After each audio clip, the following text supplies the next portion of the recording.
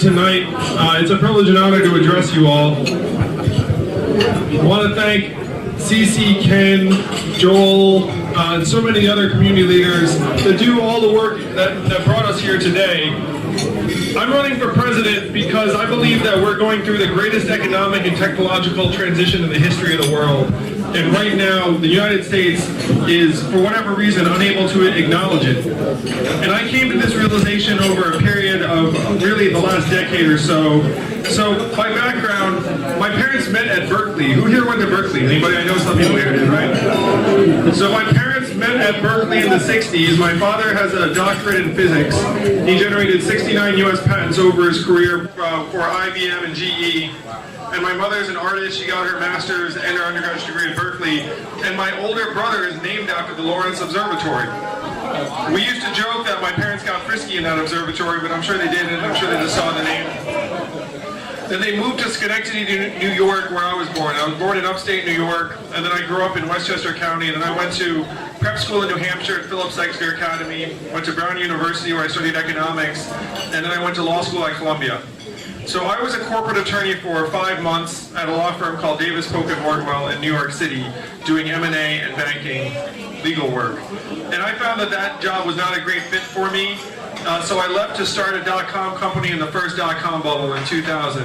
And that company had its mini rise and maximum fall because that was not a great time to start a company in 2000. And so after my company went out of business, I worked for another entrepreneur at a healthcare software company for a number of years.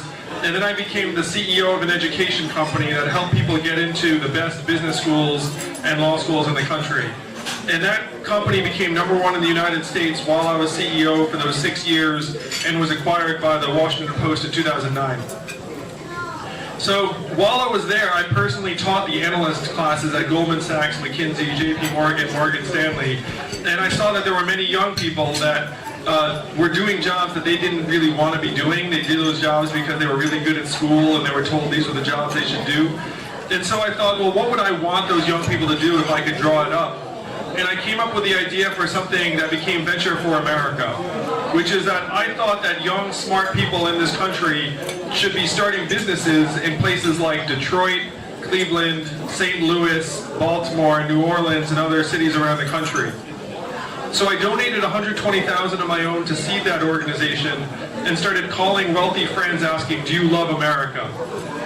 And then the savvy people said, what does it mean if I say yes? And then I said at least $10,000. And then 12 of them said, yes, I love America for $10,000. So we launched with a budget of around $250,000 in 2011. I quit my job to start Venture for America. And then the budget grew and grew to this year it's around $6.5 million, thousands of applicants, hundreds of fellows. How many of you like documentary films? Raise your hand if you like documentaries. Keep your hand up if you have a Netflix password or access to it. So there was a major documentary with an Oscar-winning director about me and my organization that's now on Netflix. It's called Generation Startup, and I have an IMDb credit as myself. You'll see I play the magical Asian man who makes very positive things happen for young people who want to be entrepreneurs. So I spent 7 years building Venture for America. I received awards from the White House. I wrote a book. A movie was made about my work. So I was invited, when I was invited to meet President Obama for the second or third time, I got to bring one person with me, and I brought my wife. And for whatever reason, I was the only person who brought my significant other. I couldn't believe it. Like looking around, everyone else was like, this is my chief of staff. This is my communications person. I was like, this is my wife.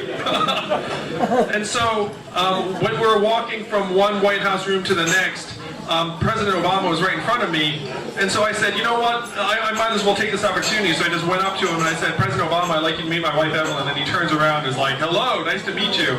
And so this made my in-laws happy for quite some time. I got on their good side for about a week. So I received a bunch of awards for the work I did with Venture for America. How many of you are from California?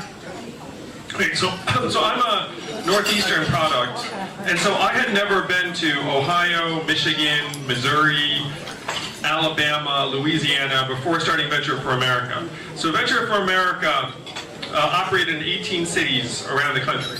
And I went to all of those cities, I met with entrepreneurs and leaders in these cities, and I recruited hundreds, thousands of young people to come join their companies. And I was blown away by how bad things are going in many, many parts of the United States.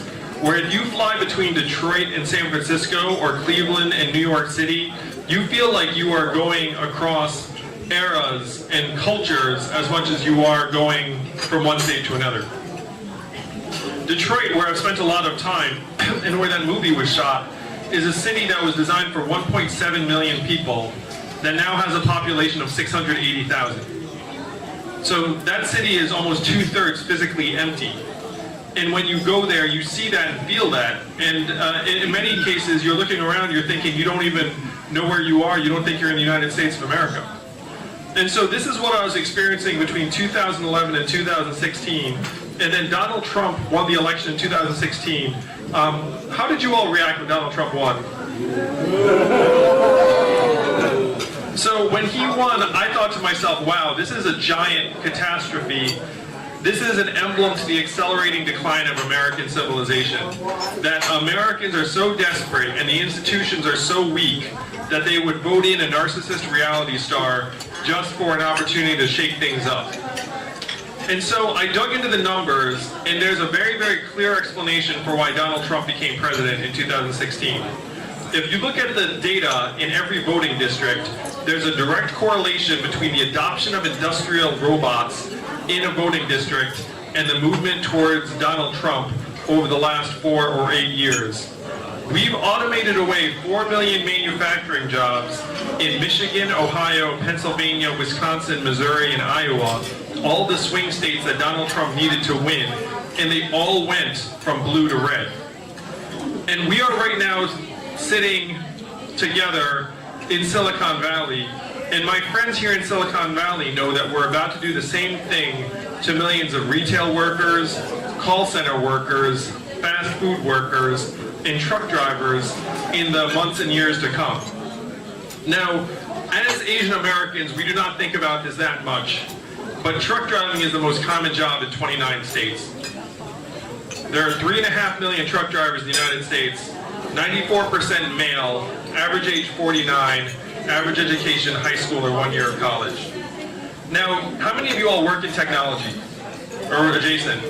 How long do you think it will be before self-driving trucks hit the highways? 5 years, 3 years, 10 years. The best estimates I get are between 5 and 10 years. And we know here in Silicon Valley that the financial incentives to automate truck driving are staggering. $168 billion per year in projected cost savings, increased fuel efficiency, equipment utilization, and fewer accidents, because 4,000 Americans die in accidents with trucks every year. So there's actually a life-saving argument. But on the other side of that, you have 3.5 million truck drivers around the country and another 5 million Americans who work in truck stops, motels, diners that are going to dry up when the trucks don't stop anymore. So I figured all of this out in early 2017, and I wrote a book about it, The War on Normal People, that was reviewed on the front page of the New York Times and the Wall Street Journal, and spelled out in painstaking detail that we are in the third inning of the greatest economic and technological shift in human history. The third inning brought us Donald Trump to the White House, and the fourth, fifth, and sixth innings are going to get much, much worse for many, many Americans. And I have been around the country for the last 7 years, and I've seen this up close, what happens when the manufacturing jobs dry up. So this is all what I was figuring out in 2017. And then I know, just like many of you know, because you're very, very senior community leaders, you've met the people who run the American government. And one of the takeaways I got from meeting the president, the last president, senators, governors, is that our political class is not up for this set of challenges. They are not forward-thinking enough, they don't understand technology, and many of them don't even understand the economy. And so when I was looking at this set of problems, I thought, oh my gosh, we are in big trouble. And one thing I said earlier tonight is that this is not going to be good for Asian Americans either. even though most of us are not driving trucks and are not going to be the victims of the displacement, that my parents came to this country because they knew that they could build a better life, career, and a way of life for their family. But the destiny of Asian Americans is very, very much tied up with the destiny of this country. And if America does not do well over the coming years, there will be rising anti-Asian sentiment, and Asian Americans will not be in position to do as well. The United States of America right now is going towards being majority minority in 2045. That's 28 years from now, 27 years from now. And there are very, very few examples in world history of a dominant ethnic group voluntarily sharing or giving up its dominance to other groups. That is not an historical norm. So what you'd expect to have happen over the next 27 years is rising racism, rising racial tensions, and rising economic strife, especially as we decimate the most common middle-class jobs in this country, which we're in the midst of doing right now. So when I saw all of these problems, I honestly sunk into despair. I said, we are in deep trouble, and our leaders are not up to this challenge. And then I concluded the only thing I could do that I thought could arrest this set of changes is to run for president and to make the case to the American people that we need to evolve our society and our economy very, very quickly and start valuing people rather than capital efficiency, GDP, and stock market growth. So I own stocks and I like stock market growth as much as the next guy. But we have to build our economy around more human-centered measurements that would actually indicate how most Americans are doing. So I decided to run for president. I'm happy to say I've raised over $500,000 thus far. Sam Altman, the head of Y Combinator, is about to endorse me. I'm going on CNBC next week, right after the election, on Tuesday. On Wednesday, I show up on Power Lunch, and I'm going to announce that I'm going on a 10-city tour through the Midwest. Also, for those of you guys raise your hand if you like podcasts. Some of you. So the Freakonomics podcast is going to interview me in November, and they're one of the top podcasts in the entire country. And so they're interviewing me for 2 hours, and I'm just going to talk about my book and the economic ideas therein. So that is why I'm running for president. Someone here asked me tonight, like, hey, why didn't you run for some local office first? And the reason I didn't choose to run for a local office first is because we have major problems on the horizon and we do not have that much time. If we have 5 to 10 years before the truck driving jobs get automated away, we need to have meaningful solutions in place before then. And right now, again, the U.S. government is totally asleep at the switch on this. And only 13% of truck drivers are unionized in this country, so there's not really a collective negotiation to be had. It's just going to happen to many of these Americans. So you may ask, and I'd love to take some questions out of this, but you may ask, like, what the heck can we do to help the American people and the economy get through this set of transitions? So I've got a 3-part plan. I've actually got a 72-part plan. If you go to my website, yang2020.com, I'm very detail-oriented and I like numbers, so I just wrote out a lot of things. But the 3 big policies, the first is called the freedom dividend. Raise your hand if you've heard of something called universal basic income. So universal basic income is something that many technologists have projected. They think, hey, if you start getting rid of lots of jobs, then we're going to need to find a new way to distribute value in society that will enable people to prosper. So Ken asked me an excellent question earlier tonight. He said, hey, unemployment's only 3.7%, so, why is this a problem right now? And one thing that the unemployment rate does not take into account is that our labor force participation rate is at a multi-decade low right now. The reason why Americans seem so upset is that the labor force participation rate is now down to 62.9%, which is the same levels as El Salvador and the Dominican Republic right now, in year 10 of an expansion. Almost 1 in 5 prime working age American men has now worked in the last 12 months. And I, again, sensed this and saw this when I was traveling the Midwest and the South. So the first big move we have to make is we have to start putting some kind of resources in the hands of Americans so they can start making effective transitions, so they can move, so they can possibly retrain, so they can provide for their own basic needs and the needs of their family, independent of whether or not they can find a new retail job or part-time job. So the freedom dividend would put $1,000 free and clear into the hands of every adult between the ages of 18 to 64, no questions asked. And that would be an incredible boon to millions of Americans, because right now 57% of them cannot afford an unexpected $500 bill. And that does not describe your situation or the situation of many people in our community, but again, 57% of Americans cannot afford an unexpected $500 bill. What happens when you're in a mindset of scarcity like that, and I have studies in my book, that your effective IQ goes down by 13 points if you have bills you can't pay. And for those of us in the room, it might not be economic scarcity, it might be time scarcity. I've got 2 young children at home, I've got a 6 and a 3-year-old, and there are times when they're like acting up the buzzsaw, and like you can feel your like, you know, your self-restraint lowering, and so that is the state that many Americans are in right now, day to day. So if it seems like Americans are getting dumber, more impulsive, nastier, more racist, more xenophobic, more misogynist, that is why.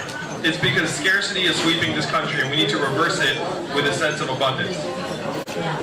The second big change is that we need to start measuring our economy differently, because the truth is that GDP will not have any need for unemployed cashiers, truck drivers, call center workers.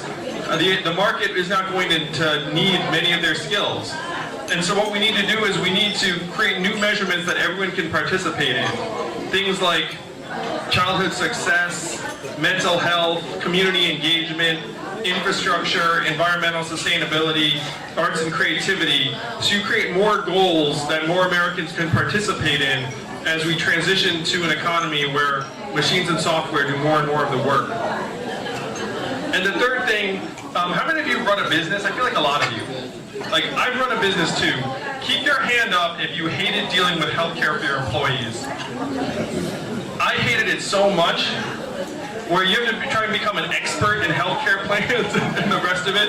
You have to navigate all of these issues. It makes it harder to start a business, harder to grow a business, harder to change jobs, harder to leave your job. It makes the entire labor market much less dynamic.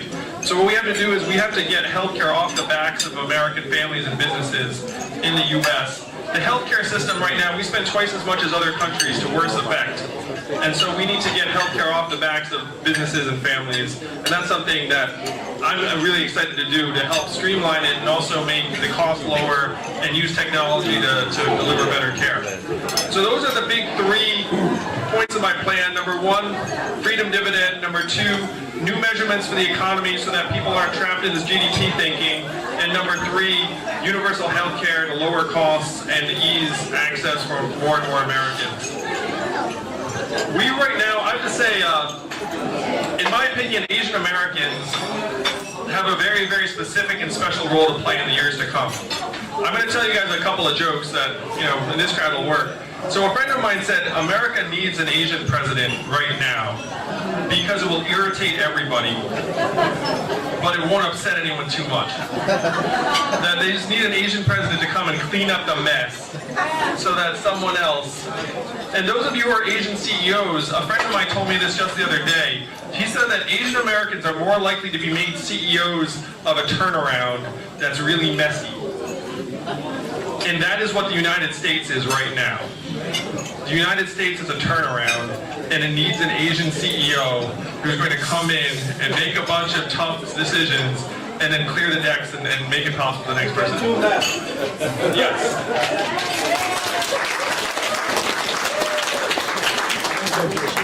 The second joke I tell that they love is that the opposite of Donald Trump is an Asian man who likes math. And so we need to get the systems and numbers right and have a very clear explanation for what's going on. I have now been to Iowa 5 times and New Hampshire 4 times, and listening to other political speeches is terrible. Because they have like no numbers, no sense of the economy, like most of it's about love, respect, treating each other great, which I love. I mean, that stuff's great. But it's totally not going to solve any of the problems at the root of what's going on here in America. So some of you, and I can't tell you how much I appreciate the support I'm getting from the Asian American community, but some of you, I'm sure, doubt whether or not I can win. I understand. It's cool. I'm a serial entrepreneur, and I understand how to get things done in the key deliverables. So one of the big issues you all have is like, hey, Asian American, we're only 5.8% of the population. Like how is he going to be able to compete with these big name Democrats and politicians who have like massive levels of resources, et cetera, et cetera. So I wanted to share with you all something that I hope excites you half as much as it excites me. Again, I'm an Asian guy who likes math. So what I need to do to launch my campaign and win the presidency is win the state of Iowa. Now, Iowa has 3.1 million people. How many, or what percent of Iowans do you think participated in the Democratic caucus in 2016? 40,000. So 40,000 Iowans. So fewer than 6% of Iowans actually participated in the Democratic caucus. It was 170,000 in 2016. It will be about 200,000 in 2020. So again, numbers. How many Democrats are going to run for president in 2020? 21. About 20, let's say. So if you have 200,000 Iowans participating in the Democratic caucus, and the reason that number is so low is because a caucus is a 2-hour commitment where you have to go and publicly say, I support Andrew Yang for president, to your neighbors. You have to self-organize in a room. You go through multiple rounds. You argue with each other. You debate. It takes 2 hours. Plus, it's the winter in Iowa, and Iowa's very, very cold. So if you have 200,000 Iowans voting and 20 candidates, how many do I need to win the whole thing? I need approximately 30 to 40,000 Iowans to vote for me, because 15 to 20% would be enough to put me in the top several candidates if there are 20 candidates who run. So what seems very, very difficult actually boils down to whether or not I can get 30 to 40,000 Iowans to vote for me in 2020. And I have now been to Iowa 5 times, and what I do is I say to them, how many of you notice stores closing where you live? And all of their hands go up. And then I ask them, why are your stores closing? And they say, Amazon. And I say, that's exactly right. Is that going to get worse, or is that going to get better? Worse. And then I give them the big question. I say, what are you going to do about it? And then they say, what can we do about it? And then I tell them, what you can do about it is you can make me president, and then I will return to you $1,000 that right now is getting sucked up into Seattle and out of Iowa. You can rebuild your communities and your Main Street economy. You'd create 40,000 jobs here in Iowa, and you would give your children a reason to stay. And I'll tell you, that message works really, really well in Iowa. I can get 30 to 40,000 of them to respond to that message. I can finish in the top 3 in Iowa in 2020. And then imagine the headlines around the country and the world when I finish 1, 2, or 3 in Iowa, where the Asian man who wants to give everyone $1,000 comes out of nowhere and wins Iowa. That is achievable. And that is achievable because of all of you here tonight. Because if you contribute to my campaign, I'm going to spend it all in Iowa. I'm going to bring it to Iowa, take your dollars, and say, hey, I have a guy who's dropping out of Harvard Law School as we speak to go to Iowa City and work on my campaign. Because he's a young Jewish man and he thinks this country is going to hell. And he says, you know what? If I can do something to stop it, I'm going to leave Harvard Law and help Andrew Yang become president. And this kid is mega talented, and there are many more like him that are working on my campaign. Matt Schinner's over there. He also went to Harvard.